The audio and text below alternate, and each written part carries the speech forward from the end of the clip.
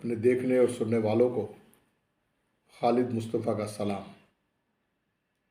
जैसा कि 8 फरवरी 2024 इंतखाबात से पहले भी मैं कई बार अर्ज़ कर चुका था कि मुल्क में होने वाले इंतखाबात के बाद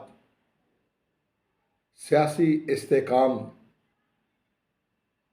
आने की बजाय मज़ीद बढ़ जाएगा, और यही हुआ कि हम हुकूमत साजी के बाद से लेके अब तक मुल्क सियासी अदम इस्तेकाम और माशी अदम इस्तेकाम का शिकार है।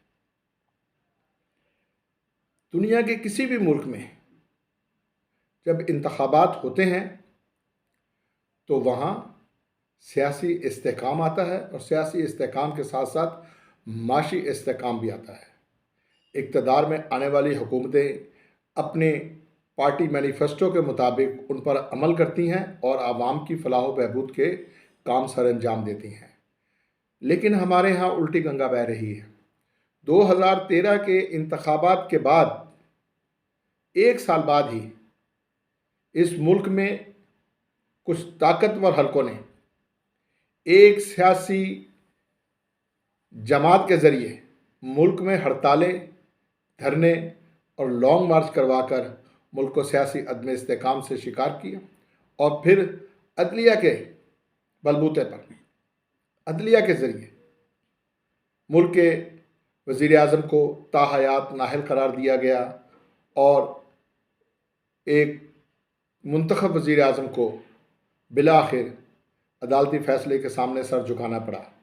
बाद में वही फ़ैसला अनड्यू हो गया, लेकिन मुल्क में जो सियासी अदम इस्तेकाम आया उसका ज़िम्मेदार कौन है?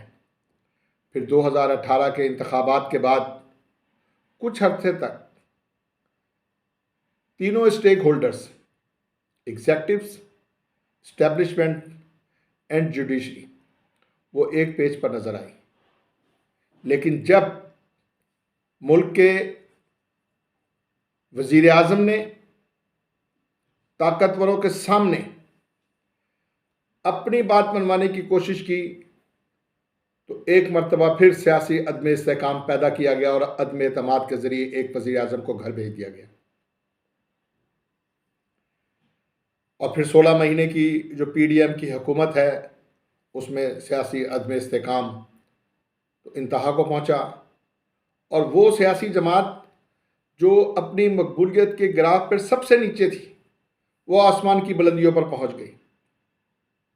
और मौजूदा इंतखाबात के बाद जो PDM 2 की हुकूमत बरसरे इक़्तिदार आई है और इस हुकूमती टोले में शामिल तमाम जमातें, बिलखसूस वो जमात जो सबसे बड़ी जमात का दावा है, मेरा जो कहने का मकसद है वो कि मुस्लिम लीग नवाज़ जो इस हुकूमती टोले में सबसे बड़ी जमात है, उसके अपने सियासी रहनुमा, उसके अपने सीनियर सियासी क़यादत, इवन के उनके कायद भी शशोपंज का शिकार है। और कई रहनुमा जिसमें साद रफ़ीक, जावेद लतीफ़ या राणा सनाउल्लाह जैसी अहम शख्सियात ने बरमला TV शोज़ में आकर ये कहा है कि हमें हुकूमत बना कर दी गई है, हम हुकूमत बनाना नहीं चाहते थे।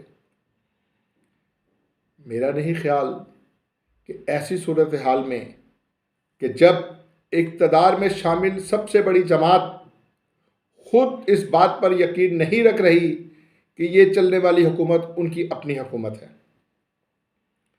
इंतखाबात के बाद जो सूरत हाल सामने आई है और हुकूमत साजी में मुल्क के मुंतखब वज़ीर आज़म का कितना अमल दखल है, वो भी किसी से ढकी छुपी बात नहीं है। वज़ारत ख़ज़ाना हो या वज़ारत दाखिला हो, वहाँ पर अपने आदमी जो हैं वो बिठाए गए हैं। तो इन सूरत हाल में हम किस तरह अंदाज़ा कर सकते हैं, किस तरह तवक्को कर सकते हैं कि मुल्क में सियासी इस्तेकाम आएगा? और मुस्लिम लीग नून की जो सबसे बड़ी जमात है हुकूमत में, उसके सियासी रहनुमा के साथ साथ जो उनके कायद हैं, उनके जो चेहरे के तासरात हैं वो भी कोई अच्छी खबर नहीं दे रहे। इस पूरे अमल में 8 फरवरी 2024 से लेकर अब तक के सियासी अमल में जो दो शख्सियात बज़ाहिर कुछ नज़र आ रही हैं, उसमें एक मियाँ शहबाज शरीफ जो वज़ीर आज़म पाकिस्तान बने और दूसरी मोहतरमा मरियम नवाज़ जो वज़ीर आला पंजाब बनी। शहबाज शरीफ के साहबजादे खामोशी इख्तियार किए हुए हैं, हमजा शहबाज, जबकि मरियम नवाज़ के वालिद ग्रामी जनाब मियाँ नवाज शरीफ साहब भी खामोशी का रोज़ा रखे हुए हैं। मैं इन तमाम सूरत हाल में ये कहना चाहूँगा कि हमारे यहाँ वो दिन कब आएगा कि हुकूमत बनाने के फैसले पाकिस्तान की आवाम करें, पाकिस्तान के वोटर करें, वो नौजवान करें जिन्होंने इस मुल्क की बागडोर संभालनी है। शायद अगला इंतखाब इस बात का फैसला करे कि पाकिस्तान में हुकूमत साजी अवाम के फैसले से होगी या उनके फैसले से।